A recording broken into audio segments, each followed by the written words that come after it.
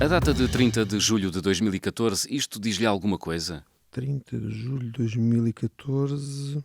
Não, Sr. Juiz. Pode-me dar alguma pista? Sobre a situação financeira do BES? Sim. Sim, é possível que eu tivesse falado com alguém ao telefone sobre a situação. Teve conhecimento sobre a situação do BES? Tive, quando toda a gente teve. Quando todos os portugueses tiveram. Das dificuldades do BES. Eu acho que não tive conhecimento antes. Podia ter tido antes, alguém me ter dito alguma coisa, mas acho que não. Acompanhava essa situação financeira de perto. Eu sempre achei que o BES iria ter problemas nessa altura. Teve alguma conversa nessa altura com o arguido Carlos Santos Silva sobre essa situação? Não me recordo. Não me recordo nada disso. Embora... Não me recordo. Que tivéssemos comentado a notícia?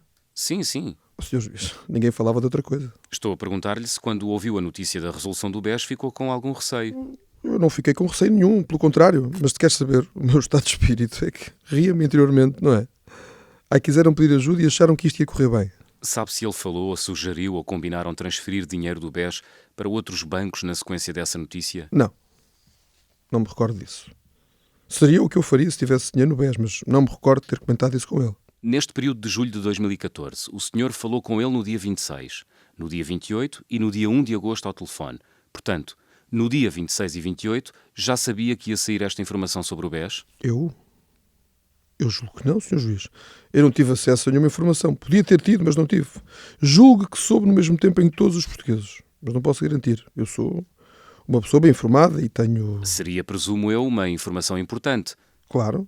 E como lhe digo, a minha reação seria rir-me interiormente. Não seria uma reação de preocupação. Aqui no dia 26 e no dia 28, o senhor encontrou-se com ele. Senhor Juiz, o que lhe posso dizer é que nunca me encontrei com o engenheiro Carlos Santos Silva para discutir nenhuma falência do BES ou para avisar, fosse do que fosse, pela simples razão de que isso a mim me divertia. Há aqui uma parte em que diz falar sobre aquilo.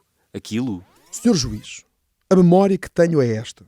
Eu, quando recebi a notícia da falência do BES, ri-me para dentro. Eu não o devia fazer, mas foi o que aconteceu. Não estava nada preocupado, mas com vontade de explicar que isso acontecia em função dessa crise financeira. Eu não posso dizer que nunca tivéssemos falado da falência do BES.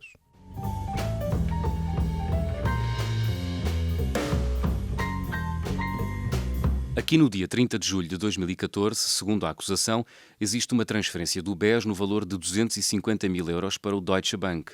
Não faço ideia. A acusação diz que esta transferência terá sido feita no sentido dessa notícia e que terá sido combinado entre o senhor e o arguido Carlos Santos Silva no sentido de transferir este montante. Senhor Juiz, isso é absolutamente falso. Absolutamente falso. E percebo agora as perguntas que me fez anteriormente. Absolutamente falso, mas absolutamente falso. Eu nunca falei com o engenheiro Carlos Santos Silva para o avisar. Olha que vai acontecer. Eu não tive conhecimento antes da notícia. A ideia que tenho é que soube quando todos os portugueses souberam. Senhor Juiz, eu lembro-me bem do que senti interiormente com essa notícia. O que me parecia era que havia uma espécie de justiça divina que me vinha dar razão politicamente. Eu nunca pensei em Carlos Santos Silva nenhum, nem amigo nenhum que tivesse conta no BES. E se me permite, Sr. Juiz, eu gostaria de regressar um pouco atrás só para dar um esclarecimento e que tem a ver com o que eu acho que me perguntou.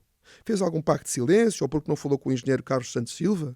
Esse pacto de silêncio é completamente falso. Eu não lhe perguntei nada disso. Não perguntou? O que eu tinha perguntado é se tinha falado com ele. Isso é falso.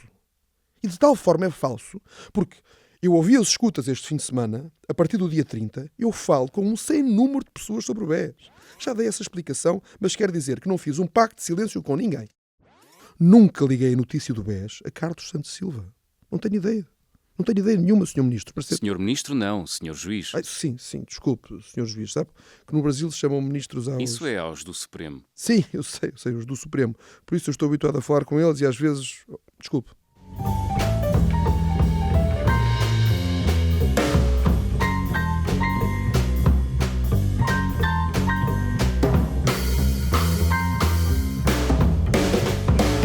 Queria perguntar-lhe se é ou não verdade que já em 2014 foi convidado para jantar em casa do arguido Ricardo Salgado. Eu saí do governo em 2011 e nunca mais falei com o Dr. Ricardo Salgado. Um dia, em 2014, por acaso, o Dr. Ricardo Salgado ligou-me e perguntou quem é que estava a falar. E eu, José, e ele de repente cai em si. Ligou por engano e eu disse-lhe, olha, Escrevi um livro e gostava de lhe oferecer. Pedi à minha antiga secretária para obter a morada e então fui finalmente à casa do Dr. Ricardo Salgado pela primeira vez. Fui entregar o livro e o Dr. Ricardo Salgado estava a ver um jogo de futebol e ficámos ali uma hora e depois vim-me embora. A intenção do Dr. Ricardo Salgado era convidar-me para jantar. Aliás, eu cheguei na altura de jantar, entreguei-lhe o livro e havia uns canapés. Eu estava a ver um jogo de futebol e depois de uma hora fui-me embora. No final do seu governo, quando o país pede a intervenção externa, houve aqui algum problema entre si e o arguido Ricardo Salgado? Senhor juiz, eu tenho respeito e consideração pelo Dr. Ricardo Salgado. Sempre tive. Mas nesse período, eu considerava o Ricardo Salgado um adversário político, nessa altura.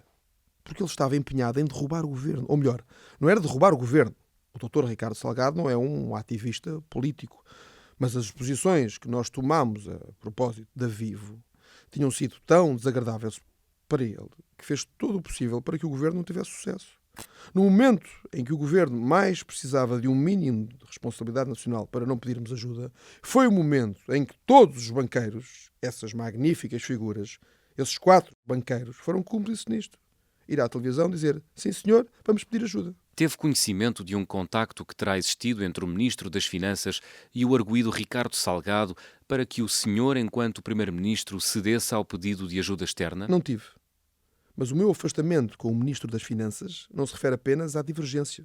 Refere-se ao ato de ele fazer uma declaração pública sem antes me perguntar. Porque eu também já me estava a convencer que não tínhamos outra hipótese senão fazer isso.